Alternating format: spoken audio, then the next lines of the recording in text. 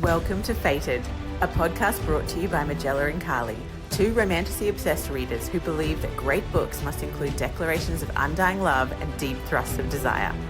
Diving into the spicy, smutty fantasy genre, we are here for both the rattling of stars and headboards, and our podcast starts with the worlds of SJM, but delves into other realms.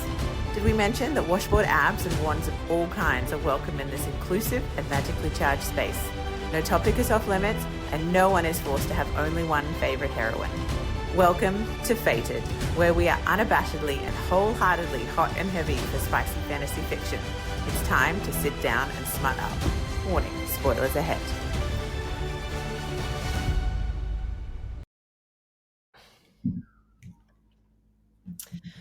Hello and welcome to episode number 9 of Fated. I'm Carly. And I'm Magella. And today we are doing a deep dive into potentially the most viral romantasy book that has ever existed, Fourth Wing by Rebecca Yarros. And we cannot wait to delve into what happened and relive our favorite moments and talk about the heartbreak that occurred and discuss some spoilers and some theories about what is going to happen over the course of the 5 books in this series. But firstly, Carly, I just want to know, what are you reading? Well, I am actually deep in book 2 of this series, which is Iron Flame, that was just released a couple of weeks ago. I am deep in it, not wanting to put it down. And yes, sleep has been not desirable lately because I just want to sit and read this book. So I'm very, very into that. It's been a bit of a slower week just with some stuff going on personally. So I haven't actually read as much as I wanted, but I'm loving it. Oh my God, I'm loving Iron Flame. So I'm so excited to be going back and kind of recapping the Fourth Wing with you today. What are you reading, Magella? I am reading the second book in a series by J.D. Linton called The Last Drag. I think it's like Draig, D-R-A-I-G, means dragon, I think. Well, it is about a dragon. So the theme still works, obviously. Yeah. We're in a bit of a dragon world at the moment. But the book I'm reading it doesn't have the same fever dream type of energy that Fourth Wing and Iron Flame do. So I thought we could just start off by talking about a few, just to set kind of the scene of what Fourth Wing, what kind of book it is, or some details about it. It's 512 pages, which is 157,000 words or more. There is already 1 billion hashtags for Fourth Wing and Rebecca Yarros combined. It was the number 1 on Amazon's bestseller list, as well as the number 1 on the New York Times bestseller list, where it also stayed for 18 weeks. And it has been the book which has been credited as taking the romantasy genre into the mainstream, which, I mean, I'm not sure if that's true. I still really think that ACOTAR, but I guess mainstream and the incredible hype that has happened with Fourth Wing, and then us witnessing the release of Iron Flame and the madness that occurred. I guess I can see how it would definitely be a book that has brought people over from many other genres.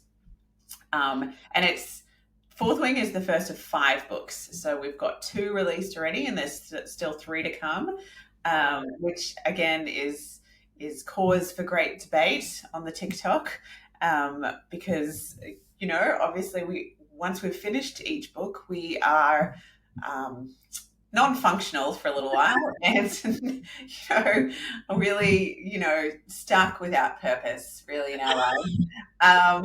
And so at this stage, it looks like the next book is drafted for release at the end of 2024. Yes. So, Yes. a nice long wait. She wants to have a break Really, because it's been mental for like yes. really insane. And Like, I understand that, but as a person, I understand that. As a reader, not a fan. um, yeah, wow. I didn't really know that about the, bringing more people across to the genre. I really would have thought ACOTAR would have been up there. But maybe ACOTAR really set the scene and the foundation for the community and the momentum for this to come in and really, really just go bang, because it really did. Yeah, I was very excited to get into a dragon book, actually. I did. I actually heard the sort of synopsis of this book. I was like, yeah, I'm digging that. Dragon sounds really cool. Very different. Well, not very different, but somewhat different, I guess, from the ACOTAR world. And how that would work. Oh my God, I loved this book, Magella. I devoured it. It was wonderful. It was entertaining. It was just so fun to read, whilst also complex enough for me to stay really invested in it. I mean, it was a very slow burn. I don't think it's like till page 250 or something like that we get some really decent spice and smut, but that was okay because there was so much cool banter and like enemies to lovers. I want to kill you because of who you are, kind of, all that stuff was burning along the way, and that was enough to keep me invested. But like overall, we'll go deeper obviously, but overall I just really loved it. And I'm equally loving the second one. And when you told me there was going to be five in this series, like, wow, how cool. Where can this go? What else can happen? And yeah, like all of this kind of books in this genre, like to go deeper with these characters as they grow and develop is really, really exciting. So I loved it. Yeah. Yeah. It's a book I think that was a fairly fast, how do you say that? It drew you in quickly. So there's a bit of I guess a stereotype that in some of these romantasy series that the first book can be a little tedious. There's a lot of setting up of the worlds, introducing you to the characters, getting used to the author's writing, those kind of things. Incidentally, as well, I did not realize that Rebecca Yarros had written like 44 books. Yeah. So, like this Can you imagine spending that many years pumping out so many books that I'm sure I haven't read any of her other books. I'm sure they're incredible. But then book 44 or book 45, like the tenacity and persistence to stick at something because you like that's astounding. That's an astounding number of books. Yeah. And is it that this book was the one that was the combination of all the things that we needed that, previous books maybe hadn't ticked off the right amount of spice, or the plot was a little shakier, or we didn't really connect with the characters in that world or something. But this book, through I guess the learning that she would have done through writing all these other series, she's come across this, everything just kind of came together in that kind of perfect balance that everyone just ate up, Well, I think this was her first fantasy book, is what I heard and read. That all the other books were romance and other military romance mainly, I think. But this is her first fantasy, so I think she's really found her stride. Yeah. So interesting. Yeah. I think as well the fact that you could kind of step straight into the world and I guess feel connected straight away. Like I think it had this, it feels a little bit like Hunger Games crossed with like a boarding school. So even though I guess it could sound like it's younger, it doesn't read like a young adult kind of book. It reads like you're trying to get through this obstacle course and everyone's against you, and there's all these things that you're kind of trying to place. Like there's dragons and there's scribes and there's riders and they're at war and there's a rebellion, and so there's a lot kind of happening, but it doesn't feel overwhelming. Yes. Yeah.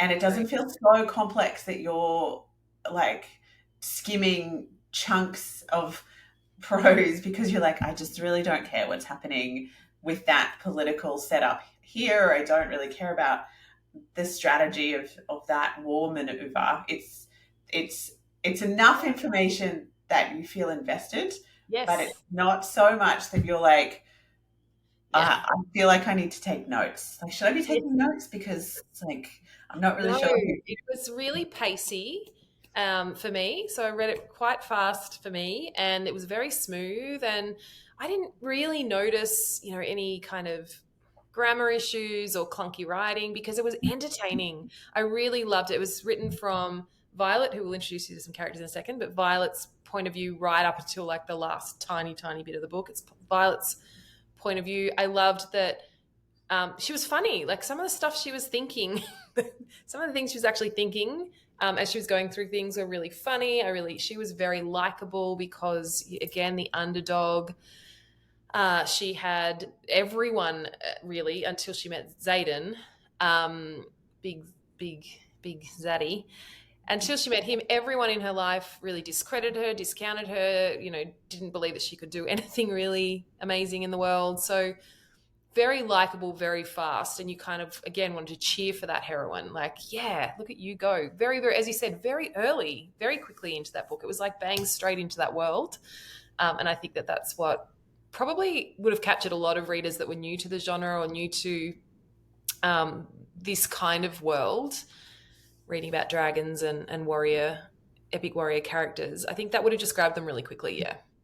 So I agree with that. Because it's not like there wasn't a whole barrage of like magical things that we didn't understand. We get to the dragons, we get to the venom, we get to the magic, but at the beginning it's more like a Tough Mudder course times 1,000, where it's just like, hey, you have to do all these kind of physical tasks, and if you don't do them well, you will die. So good luck. Do your best.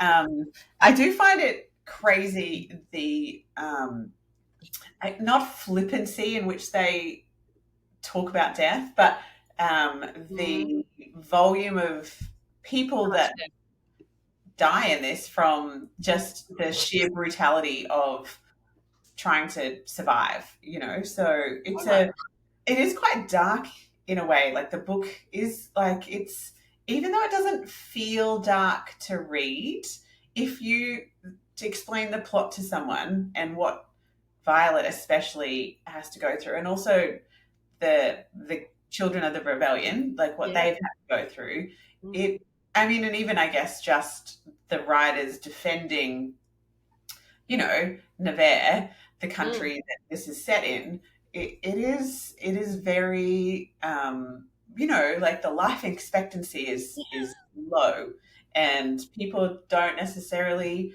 think ahead more than a couple of weeks. Like they're not planning what's going to happen in 2 years' time or where they'll settle down or who they're going to marry. They're like, will I still be atop my dragon in 2 weeks' time? Yeah. Or will I have been burned? And these are really young characters, like the, 17, 18, 19, 20. I think Violet's 20. They're not able to really look past 21 years old. Like they're super young. They're super young. Yeah. So and I agree. I do agree that it seems very dark when you explain it to people. But it doesn't feel that way when I was reading it. There were some heavy parts, and there was a lot of, deep inner anguish that I really felt on behalf of Violet. But yeah, it didn't feel, I don't know, really grim, which it probably should have with the content that was in there. But I guess if it doesn't have that element, it becomes too normal in a way. You know what I mean? Like the reason why things are plausible, the reason why you can get on board with, a romance happening this quickly or people taking certain actions is because lives are on the line, and it is, you're kind of faced with extreme circumstances and conditions. Whereas if it was, like, well, most people will get through, but you might break a leg, or we're going to send you out to defend the country, but you'll probably just be tired and cold because it'll be raining. People would be like, I guess that sounds just kind of like my life, much. Yeah, this is unlike anything. Do we want to do a little bit of setup about plot, like what the actual book's about for those listening to this episode thinking, okay, but what happens? I mean, we've got to do major. Not read this book, Carly? That's what I think. Like, surely by this. Well, I've just loaned it to a gorgeous girl at my work, and I'm like, yep.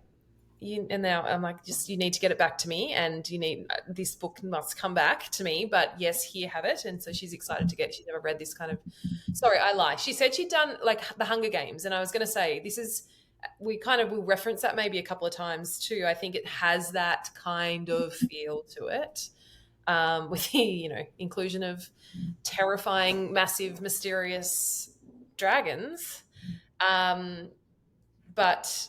Yes, so I have a few people who are waiting to read it or I've encouraged to read it. So there's a few of them out there, not many, Magella, not many. Okay, well, let's the basic plot. Yeah, but really now, spoiler alert, we do want to do that. Just that reminder, anytime we do a big debrief on a book and go deep into it, you need to know that you probably should have read it. So stop now, go read it, come back. We're going to go really, really in depth into the Fourth Wing. So where do you want to kick off with that? Well, I think we should set it up with what is actually happening. So yes. It follows the journeys of Violet Sorrengail, yes. who was destined to become a scribe. So the community, I guess, is divided into certain roles, and everyone sort of from birth is almost expected to go into certain roles. They're destined because of their family and their skills, their talents. They are sort of shepherded towards certain areas, and there's the scribes and the riders are the two main categories. And the riders are obviously the ones that bond with the dragons, and the dragons have bonded with the humans to be able to help the humans protect.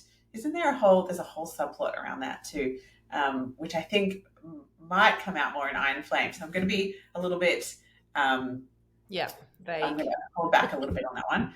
Yeah. But to get into the Riders Quadrant, you have to go through this test where you have to, walk through the parapet, not fall off. You have to kind of fight and do all these challenges, and there's all these extreme tasks, and you get divided up into wings and quadrants, which is obviously Fourth Wing is the one that Violet's in. And all of this is to set up, I guess, an army of riders that can protect Navarre from the evil Venin, which is the enemy. This kind of mysterious enemy that could attack at any time and destroy the world. And the scribes hold all the information about everything.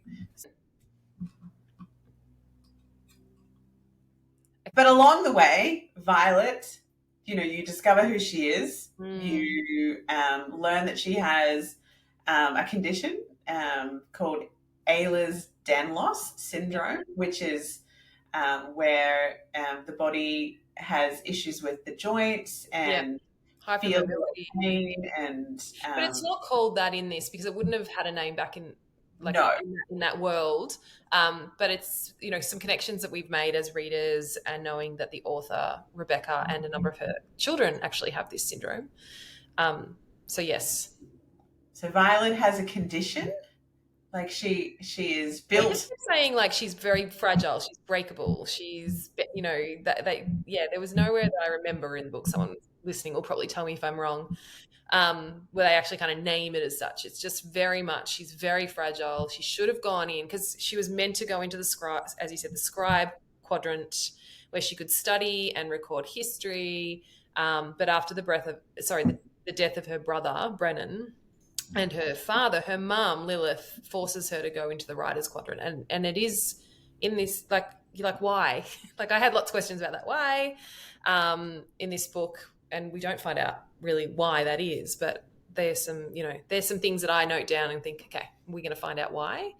So that she could, go into this, because everyone was like, you cannot go into the Riders Quadrant. Your body is too fragile. You will not survive. Because, I mean, Magella's like, there was this, the parapet and the threshing. And I'm like, they just continued to try to kill you. Like, that's what happened in Basgiath, the War College. You, like, just every day, randomly, there would be an attempt on your life. Even in the training, on the mats, just in training, someone would try to kill you, right? Like Jack Barlow, potentially. So just, there was just everything was against Violet. Her body, her strength, her skills. She had 6 months to train after being told that she was going to go into this quadrant by her mother. She had 6 months to train, whereas everyone else that went into the Riders Quadrant on conscription day, or when they had to cross the parapet, which is just, by the way, is just like a bridge. I had to actually look up what a parapet was when I first read it. That's okay.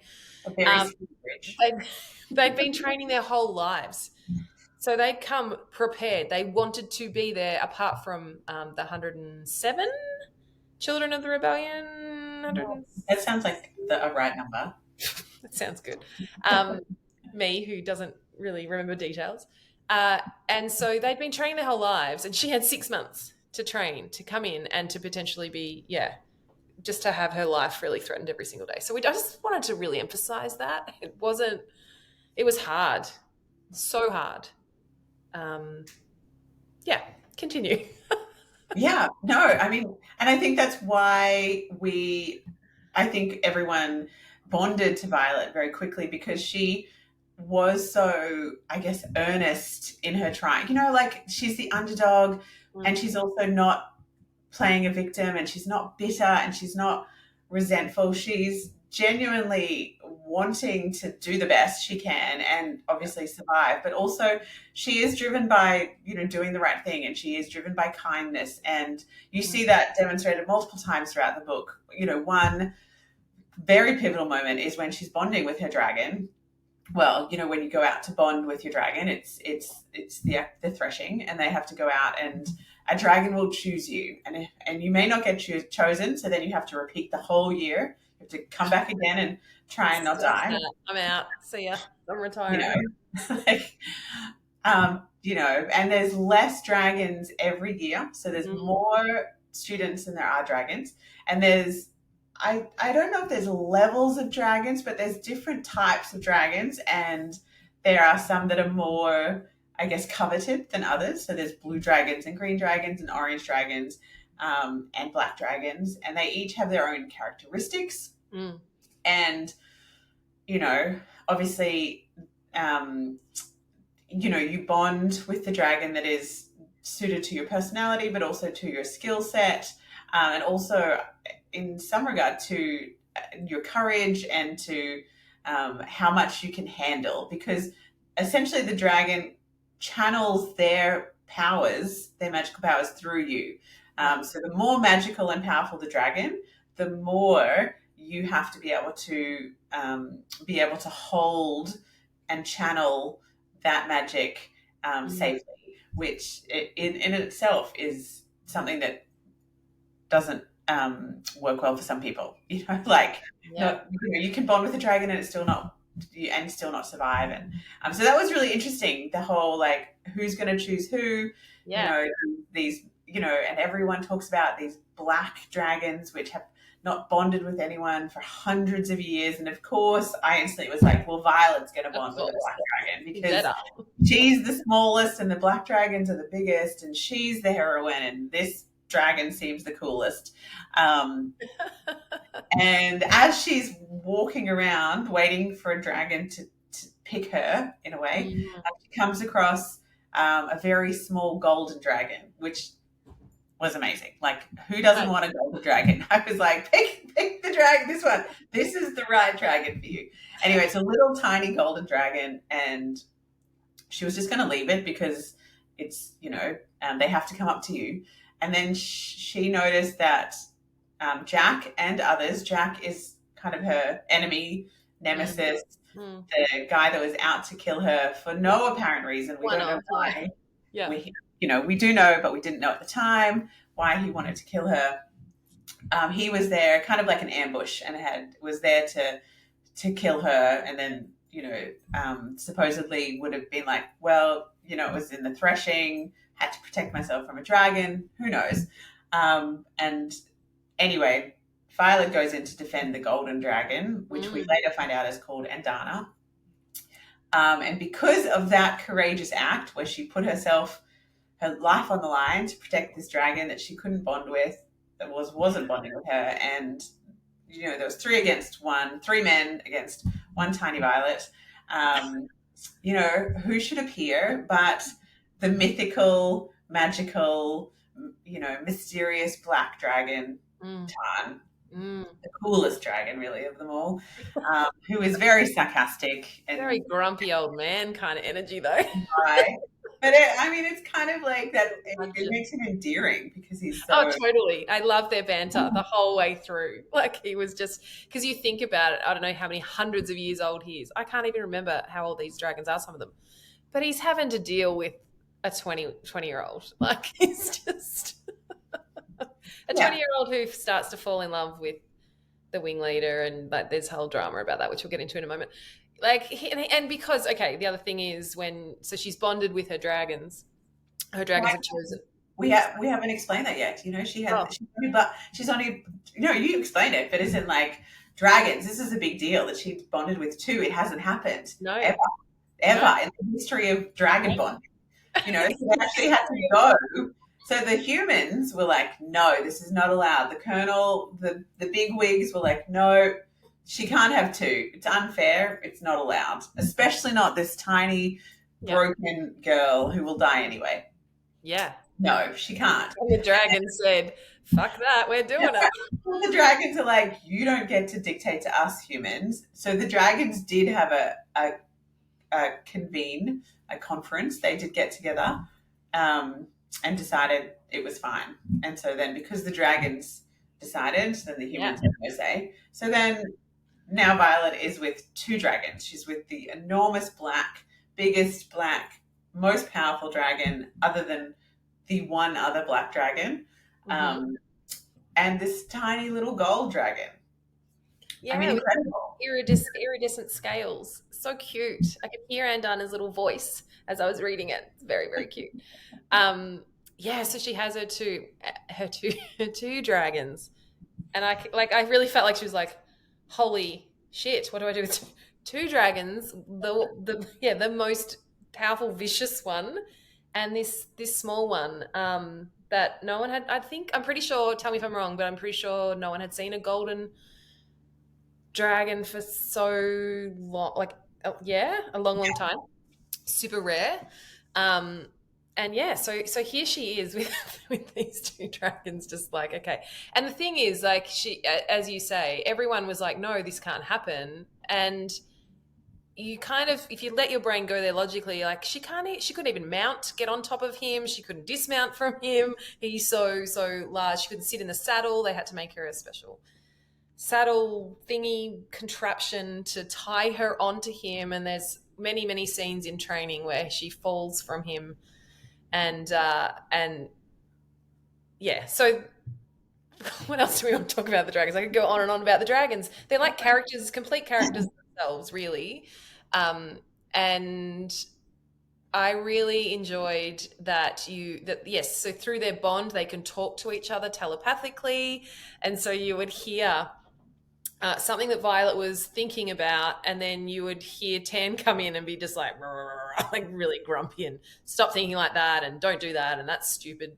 And he calls her Silver One, which I really, really love because she has this amazing hair that has this silver ending, like silver. Yeah, like a silver ombre. So it's like starts brown and then blends into like. I'm kind of looking at Magella's hair, like yours is dark and then it goes light at the bottom. Like that's kind of. Yeah, that's right. I'm just like Violet.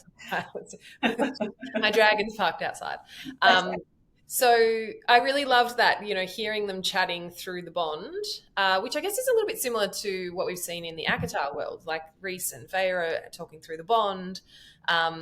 So that was really lovely and familiar and just quite funny. I just picture Tan as, this curmudgeon old man, just like, oh, God, dealing with the drama of a 21-year-old. He was like regal too, and I feel like he really he has such faith in her. Like and the faith is in a way like arrogance, because he's like, I would never choose someone that wasn't worthy of me. You know what I mean? So like anytime she has some self-doubt issues, or she's like, oh my God, how am I going to do this? Or, how am I going to survive? And he's like, of course, like I would never pick a dud. Like, I mean, he reminds her that it's not, just not about physical strength, but also courage and compassion and loyalty, which she showed when she tried to protect Andana from being killed. Yes. And she showed right from the beginning of the book. We'll talk maybe about Rhiannon and a few of her friends and her squad mates, but right at the beginning of the book, let's just quickly throw that back. Like, she was told before she went into threshing, the whole scene at Basgiath, into the Riders Quadrant is what I'm trying to say. She was told, like, trust no one and everyone will be out to kill you, because until you're actually in the squad or in a squad, there's no real loyalty, right? Mm-hmm. Like, people were flinging people off the parapet, like just horrible stuff. And so she was told by her sister Mira, don't trust anyone, especially not Xaden Rierson, which we'll talk about in a second, as well. Don't trust him because he's also a threat, because he is the son of Fen, and Fen was killed by Lilith, her mum? No. Yeah. Yes.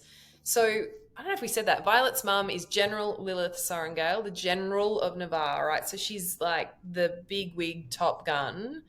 And so just by being Lilith's daughter, Violet has super amount of enemies because of decisions her mum's made. And Xaden, obviously would have a very big grudge against the Sorrengails. And so he was a threat. And so they, Mira said, don't trust anyone. The only one you can really trust in there is Dane. And he's been a lifelong friend. Like, they grew up together. Trust Dane. And we'll talk about him as well in a moment. But so no one, like, she went in there going, I can't trust anyone. Yet that first day on the parapet, she gave one of her boots to Rhiannon to help her get across because it was really slippery and it was raining. Like, even from then, she showed courage, compassion. So, the seeds of loyalty were formed, and Tan would have been watching all of that. So he would have been watching that and going, I'm choosing this awesome human, even though her body isn't so strong. But he really counters that with his strength and viciousness and virality. Exactly. So. Yeah. And she's smart. She's book smart as well, which, because she was meant to go into the scribes and she was meant to go into the top position in the scribes, like that's where she was expected to go, because her dad was a scribe. And her dad was always in the archives and in the libraries. And that's where she finds comfort. Like, she often goes down there to seek answers. So she does bring this kind of book smart aspect to the writers as well. So instead of it just being brute strength and, war games and strategy, she brings in, the history of, their country and also, she works around her, I guess, her lack of she's clever in ways that, you may not expect with the whole, poisoning of her opponents. So clever. I mean, slightly implausible, where she's just like, she watches what someone eats for breakfast and then she's like, he avoided the oranges, so I know he's allergic to oranges. And I'm like, I mean, could he have just not felt like oranges? They didn't have allergy testing back then or over there or wherever they are. But there was a little bit of like, how is she coming up with that? But that was fun. She got a list of the people she was competing against beforehand and could figure out some of their weaknesses and worked with that. Again, I just love these authors who make our female protagonists so incredibly smart and, really shift the focus from it having to be all physical and celebrating the intellect, celebrating the bookish girls that love to read and understand the world. It's pretty cool. Yeah, well, I mean, it's the right audience, she's speaking to the right people. Because we're all just like, could I do that? I could totally take on someone. Yeah, definitely. So yes, let's talk about her friends, because I do feel like she has collected a menagerie of loyal people around her, which again helps her stay alive and helps them stay alive. And in a couple of different ways, because we can talk about her squad, but then we can also talk about the friendships that form because they have to once the bonding of the dragons and Xaden and Sorrengail come in and stuff. So yes, but what about, let's start with her squad and those beautiful friendships. Yeah, well, I think, we should start with Rhiannon, because she is basically love her. Yeah, the friend that is everything you'd want in a best friend. She's smart, she's courageous, she's loyal, she looks out for Violet. There's no competition. It's this kind of, she's got her back, and I think it sounded like that Violet grew up with not a lot of friends. There was a lot of maybe being alone in the library. She's quite isolated because of who her parents were. Her dad died. Her sister became a rider. Yeah. Her brother, was her brother also a rider? They were both riders, or was her brother a scribe? He was a mender. Oh, yeah, that's right. Yeah.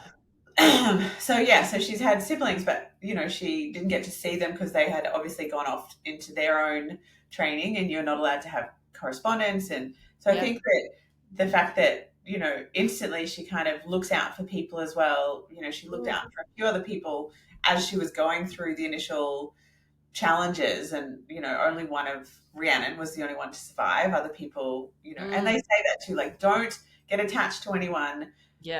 Because they're all going to die. And you're just like, pretty much. Okay. But then she picks up Riddick, this kind of like larrikin. He's just on another planet. Like, he's just in his own world. He's loose. He would totally have been a surfer, I think, if he was in Australia. He would be a surfer. He's laid back. He's right. We'll survive. I'm not going to die today. Yeah. Exactly, but yet is very, again, loyal and courageous and skilled at what he does. Yeah. Who else is in? Sawyer? Oh, yeah. Yeah. Similar to Riddick in that kind of, I don't know, I just loved seeing those friendships form. Again, like, against all odds, you were told not to trust each other. You're meant to be against each other. You're trying to fight to get to the top. But they kind of couldn't deny that they just really enjoyed each other's company and the banter. It just really felt like when I was at university, like, because that's where they're at. They're in a college, going to class. They have classes to go to, testing and training. Yeah, so it kind of reminded me of just those friendships that you make with complete strangers that can forge really fast and hold a lot of strength. And I mean, by the end of the book, they were just so solid and there for each other.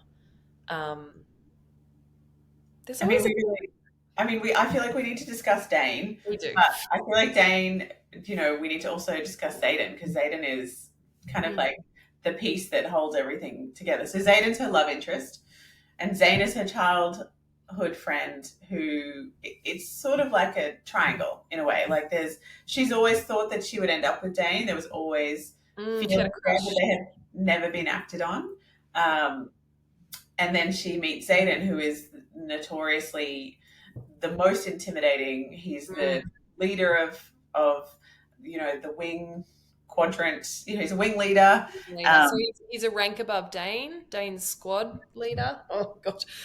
Yeah. Google. I had to, because I'm visual. I had to Google like a picture. Actually, it's in the front of Iron Flame, but I don't know if it's in front of Fourth Wing. Anyway, of how the quadrant works and the different ranks. Not that you need to know it, but my little brain was like, how does that work? It's helpful, I think, to understand when there's like positions of superiority and who you have to. Xaden is above Dane, and Xaden, she hates him at the start. Like, she's like, you are, our enemy's son. You are intimidating as all get out. You are, like, he was like, awful. Even just the looks he would give. Like, she was terrified of him at the start. Also, though, she did say he was the most beautiful man she'd ever seen in her life. So immediately we were like, yes, he's going to be a love interest. Yeah. And honestly, I feel like it didn't take very long for them to, because it didn't feel like it took long, but that's because I think there was so much happening for Violet in that time. Like, she was bonding with dragons and she was trying to stay alive, and so I don't think it was like, oh, when is she ever going to find a love interest? It was just like, oh my god, all this stuff is happening, and then she's like, ooh, and there's this hot guy and he's like stepping in to protect her occasionally, and there's some simmering tension, and definitely something's happening there. But also at the start, Dane he seems like a good guy. He's described as good looking, he's strong and loyal and, sort of. And really excited to see her. Like, he was genuinely like, oh, hello, but also trying to get her out of there. Yeah, protective. Yeah. Worried for her. So this is the thing, right? There's a lot of Dane hate out there. It's a little bit similar to the Tamlin hate out there.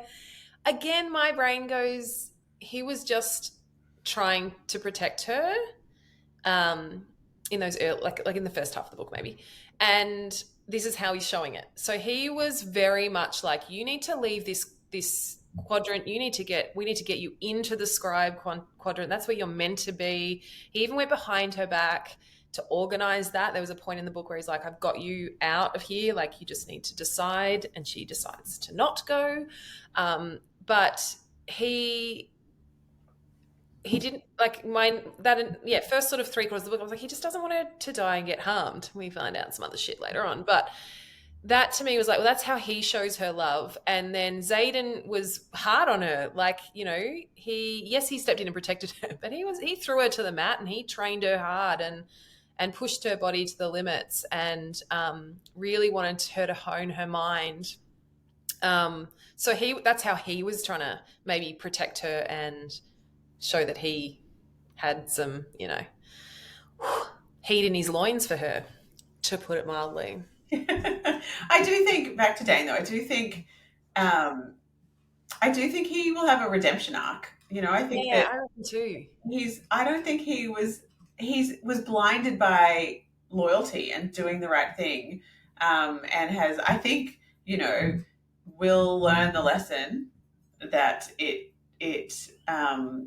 you have to be discerning about blindly following leadership. Yeah. Because he was a very rule follower. He wanted, he'd worked his way up. He wanted to continue to go up in the ranks. Like, totally get all of that. I can definitely see from both sides. But we definitely see as the book goes on that we need to talk about signets. But he begins to, I guess, become a threat. Well, he does. He becomes a threat to Violet and the things that happen towards the end of the book.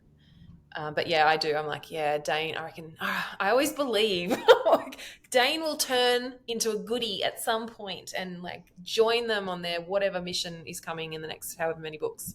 I mean, I think he will. I definitely think he will. Yeah. So I didn't, I was like, yeah, I get it. I get why he was trying to get her out. I get why he was following the rules. I get it. And I think that for me is different to like, a real villain as such, that you just they can't redeem themselves and you absolutely hate them the whole way through. But we also need to talk about like what was happening here for Xaden too. So Xaden, we know he saw her and he was like, oh my God, she's mine. She's mine and she's been mine forever. But he, there's resistance. Obviously, she's a Sorrengail and he has conflict around that. But when this starts to shift is I want to talk about the bonding. So when she bonds with Tarn, I hope we're saying this. We didn't do a language warning, but we're Aussies. And we just apologise because the Australian accent really... Anna, Xaden, who knows? Some of this. And this is, some of these words are Gaelic. And so we apologise if we're the Aussie. Yeah, anyway, we apologise. So Tarn, he is mated to Sorrengail, Yes. who is Xaden's dragon. Dragon. So what happens is if a rider dies, their dragon dies. So, and I think they're mates. No. Tell me. If the dragon dies, the rider dies. But and their mate? Pardon? And their mate dies? Well, if the dragon, so a dragon can die, and obviously the rider will die. But if a rider dies, the dragon doesn't necessarily die. It's because the human's the one like that's now channeling the dragon's magic. So if the dragon dies, then they lose that magic, and they already they become enmeshed.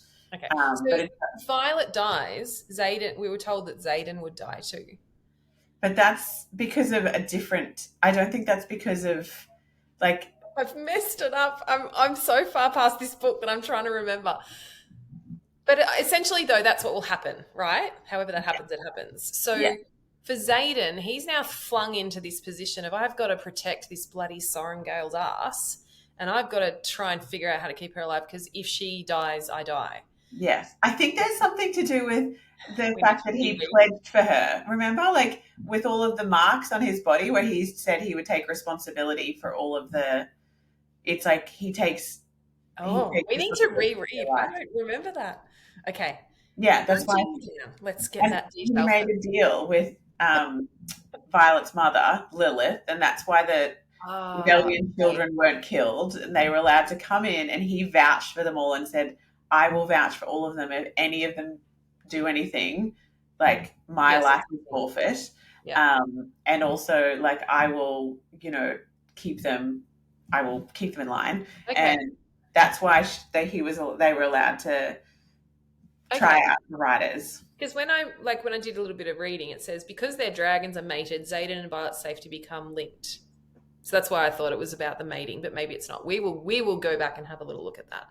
But essentially, he's just now like, oh God, I've got to keep this chick alive. And but also obviously, oh my God, the heat gets turned up. There's incredible physical attraction. And so what also happens there with friendship is that then all of Xaden's crew, his posse, his gang, so we've got Imogen, Liam, Garrick. There's another girl because it's hard because you get introduced people to die. Like people there at the beginning aren't there.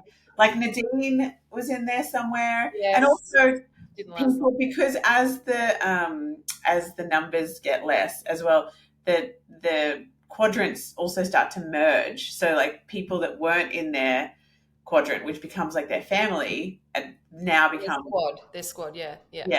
So I think it's hard. I feel like we do need almost like a timeline of friendships. But essentially Xaden's posse then are like, well, we've got Xaden's back, and we don't want him to die, and so we've got to also now protect Violet. Like it was just this sense of resistance. There was some resistance. Imogen hated her. Like that was all fun and really entertaining and great to read. I really loved how that all kind of happened as well.